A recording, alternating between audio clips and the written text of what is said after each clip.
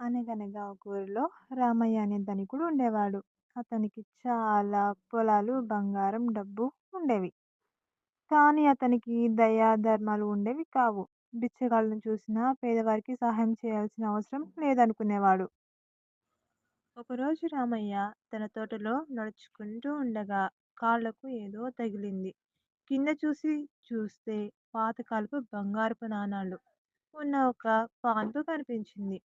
ఆనందంతో ఆ నాణాలు తీసుకొని తన ఇంటికి వెళ్ళాడు. అయితే ఆ రాత్రి అతనికి ఓ కల వచ్చింది. ఆ కలలో ఒక వృద్ధుడు కనిపించి, "ఈ బంగారు నాణాలు నీ సొంతం కావు. వీటిని నిజమైన హక్కుదారుకి ఇచ్చి ధర్మం పాటించు. లేకపోతే నీ ధనం నీకే శాపంగా మారుతుంది" అని చెప్పాడు. కల నెమరు వేసుకొని రామయ్య భయపడ్డాడు.